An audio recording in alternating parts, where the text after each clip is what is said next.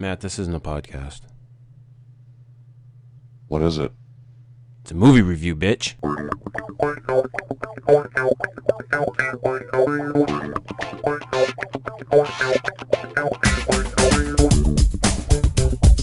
And welcome, you dirty fucks out there in internet land.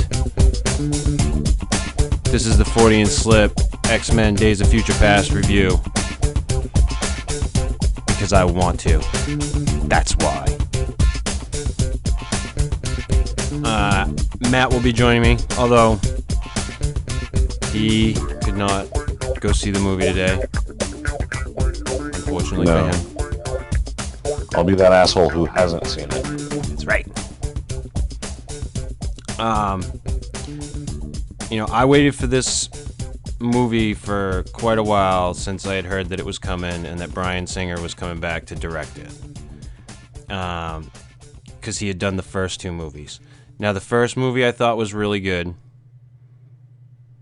The second movie was okay. The second movie was like the big bam. Like, let's throw everything in this. Bam. Yes. And then the third movie came out, and I thought they just, they did, that whole put the movie underneath a glass coffee table and took a shit on it, but without the coffee table.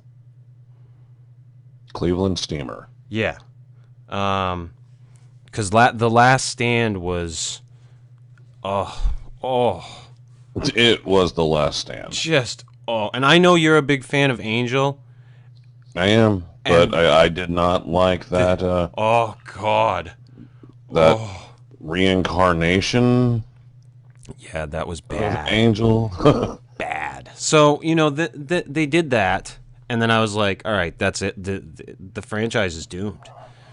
And then they made the first Wolverine movie, and I was completely just justified in my thoughts again, because that was a horrid piece of shit.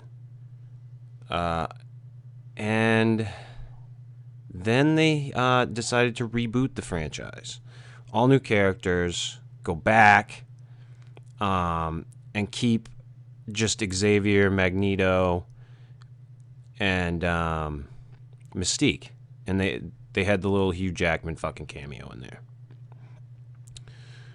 which was kind of funny. Yes. And I love that. I love the reboot. First Class was just... It was everything I wanted it to be. It was very stylized, but it was really cool. Yes. And you and I have talked about this before. I'm not a fan of this incarnation of Beast. Right. And it's not so much the kid. I don't mind the kid. It's the makeup that they do with it. Yeah, I think the Beast is one of those characters that just doesn't transfer well over to the movie genre. Right. I mean, I think if they could find the right way to do it CGI, like they did with Planet of the Apes, the new Planet of the Apes, I think if they could do that and keep it, like you were saying at one point in time there, you like the Kelsey Grammer, but, I don't think it works in a live-action setting like that. Stick Beast as a CGI character. Right. I mean, Kelsey Grammer, to me, was more true to who I understand the Beast character to be in the comics. Right. So I wasn't a big fan of that part of First Class, but I loved the movie. I liked how they tied it in with the whole Cuban Missile Crisis, and... it was really well done. Like you said, it was very stylized, but really cool. And the second Wolverine movie, I was always a fan of the whole Wolverine goes over to, fucking Japan or wherever the fuck he goes. Right, the Wolverine miniseries by Frank Miller. Right. I was a fan of that whole thing. So I was like, all right, they kind of piqued my attention. And I watched that, and I enjoyed it. It wasn't great, it wasn't spectacular, but it was an enjoyable movie. I like what they did with it. with like taking away his power. For a standalone Wolverine movie, it was pretty good. Yeah, it was decent. And at the end of that movie, they allude to Days of Future Past. Now here's We're going back to the future, Marty. Yeah. But here's my problem with this little thing that they did at the end of the Wolverine movie. It doesn't translate to the film. Like, they had all this time to prepare and do all... To integrate. Right, and they knew what they were doing at that point, obviously, and it doesn't translate well in that way. So I don't understand, unless they're gonna say in some way they were kind of steering Logan at that point in time, but I don't know. That kind of alludes to stuff in the movie anyway. So I went and saw this movie today in 3D. I didn't realize it wasn't, or at least in my area, it's not on IMAX. They still got fucking Godzilla on there. Everything's in IMAX. Yeah, I know. They fucking transfer everything to IMAX. Even if it's not shot in IMAX, they fucking blow it up. Here, have a big screen. Loud fucking sound. My kids have to wear fucking earplugs when we go to the fucking IMAX. That's no shit. Harry Potter! So, I went and saw this movie, and if anybody's seen the opening, the little opening snippet that they released, and the trailers, the darkness of the future, the dread, it translates very well in the film. Like, in that first few minutes of the film, you get a sense of exactly how just depressing their fucking lives are. We fucked everything up. Right. Well, not so much we fucked it. Well, kind of in a way, but at the same time, just, there's fault to be had on both sides. That whole thing. But it, obviously anybody who's seen the trailer or, the stuff that's been released about the movie knows, Xavier and Magneto are together. They're obviously friends again. Now, not to give away any spoilers or anything, I know I don't want you to, but now does this kind of follow with the comic book story of, like, Bishop showing up and, like, I've got to kill you because you destroy the world and that whole thing? All right. This is how they set it up in the very beginning. In the very beginning of the movie, the X-Men are in, I believe it's Moscow, is where they're at this point. And the Sentinels show up. And Kitty and Bishop start fucking running. What they're running for is this sealed room. Safe room. Right. And all of the other X-Men, you've got Cyclops, Blink, Warbird. Is it Warbird? No. It's his fucking name. Warpath, sorry. And the other dude, and the names elude me because they didn't really, a lot of them they didn't say. But the guy who could just a whole slew turn to fire of new people, and Iceman. Because, hey, I like comic books, and there's a lot of them I don't fucking know. Christ, they got fucking new X-Men, fucking fat X-Men, skinny X-Men, tall X-Men. There's fucking so many goddamn different X-Men's now, I couldn't keep up if I wanted to. But, they all start defending this room from the Sentinels that are coming. And these are the new Sentinels, like not the Sentinels that we would know from, the metal, or whatever. Right. Not so much metal, but you know what I mean. And they just literally decimate them. Like in a matter of no time. But Kitty is able to, what you find out a few minutes later, send Bishop back to warn them of the impending attack so that they're not there. So that's what they've been doing now for God knows how long. They've just been trying to avoid the Sentinels by just going back and warning themselves so that they're not there. Good thing they've got time travel. Yeah, no shit, right?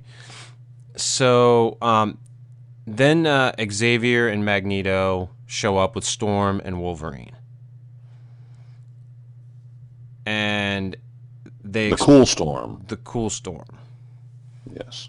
Yes, because she's got a new funky haircut. And, yeah. So they Kitty explains to them what they've been doing and how they've been surviving. And Xavier says that they figured out what started it all, and they want to go back to change it. But Kitty says that nobody can survive it. In steps our favorite fucking clawed guy that hangs out with men on the beach, Hugh Jackman. Yes. As Wolverine. Of course, he's got the healing factor. He can survive anything. He can survive it. So, it's dangerous. We're sending you back. He volunteers. They're sending it back. So that they're making this last stand basically in this spot. All of the X-Men are there to defend this one spot. While Kitty sends Logan back to warn them of what's coming so that they can fix it. And after that, the movie's just, this is all I'm going to say, Matt. The movie's fucking great. Like, they took Bryan Singer, the way it was done, he took all the elements that I liked from the first two movies that he did, with the stuff that they did with First Class, with the newer characters, interlaced it seamlessly. I thought, like, the stuff between the past, like, because they had stuff going on in the past and in the future kind of at the same time. Because to the people in the future, they're waiting for Logan to get everything taken care of. And until he does, nothing changes. In that whole, that's the way they played it out. And obviously we know that whenever you deal with time travel, it gets all fucked up. Right. But this is where they went with it. So this is what we get. But I loved it. I thought it was great. I mean, like I said, with the exception of the Beast character. Like I said, I don't mind the kid. Got a problem with the whole makeup thing. And the fact that they are obviously using wires to make him jump around. It's lame. Yeah, really, really bad. But I will deal with because everything else was good. The interactions between Charles and Eric, great. And I really have to give it to Hugh Jackman in this movie. I gotta give it to him. Like, there were some moments where he just expressed, everything that he had to in that moment. And I thought it come across really well. And what's the name of the kid that plays Xavier? The new kid. That guy. Yeah, that guy. Can't even think of his fucking name. I know Fassbender plays Magneto, and that's only because he was in Prometheus. But anyway, just all around, it was good. And Matt, at the end of the movie, end credits.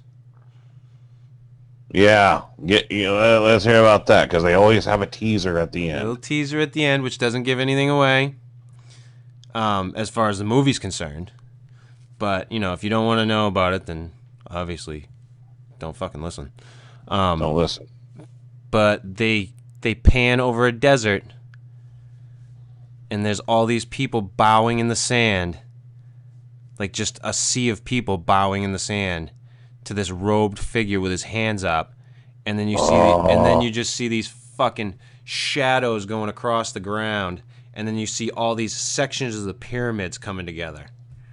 I'm getting goosebumps. As they pan around, He's in his like fucking weird robe. He's just a skinny little guy. Right, he's in Sabanur at that point. Yeah. So I was just like, I thought it was really cool the way that they did it. But I wasn't too sure. Like I had asked you earlier today about his powers, because they're obviously talking about Apocalypse. I mean, this is Apocalypse, because the first one, because they've already announced that they're making Age of Apocalypse.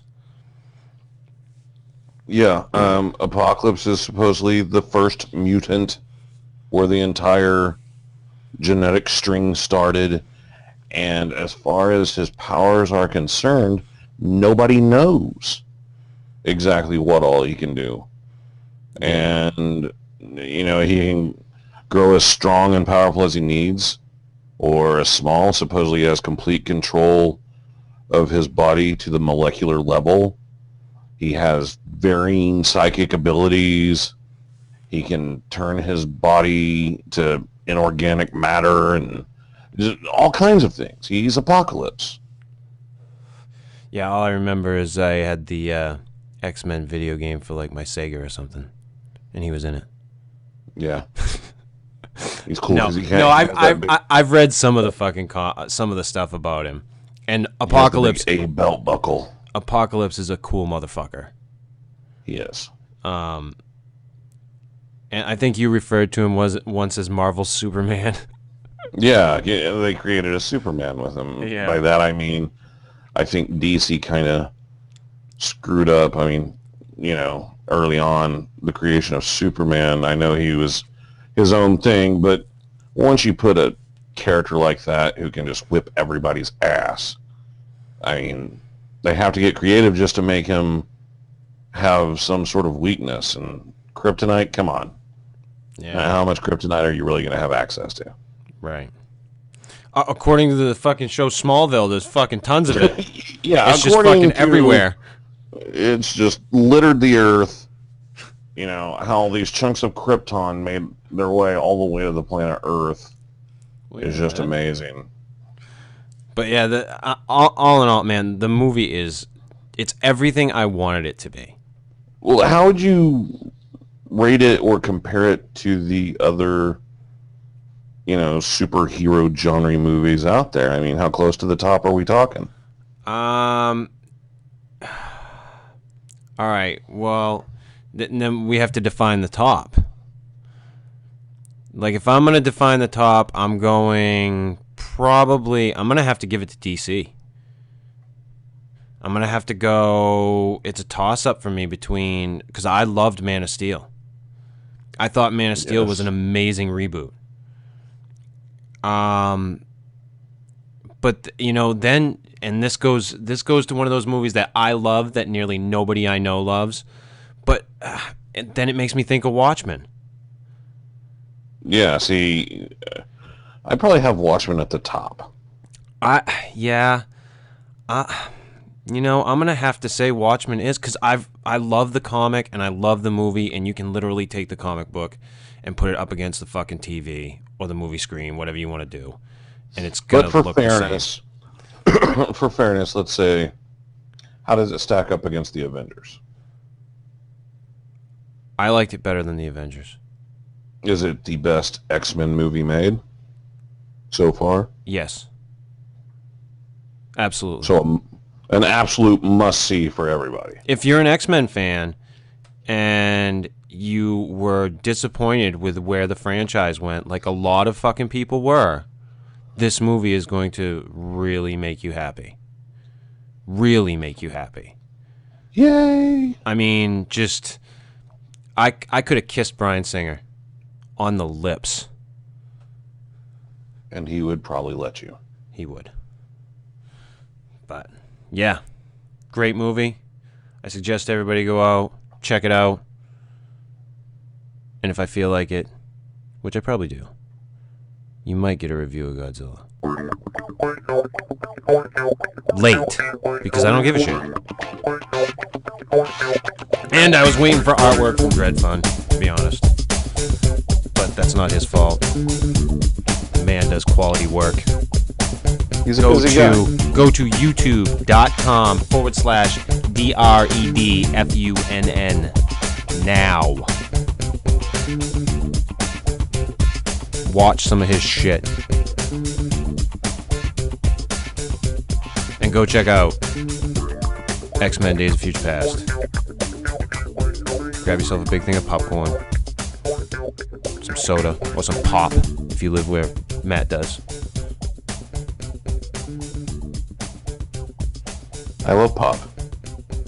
Yeah, I was never a fan of it being called pop.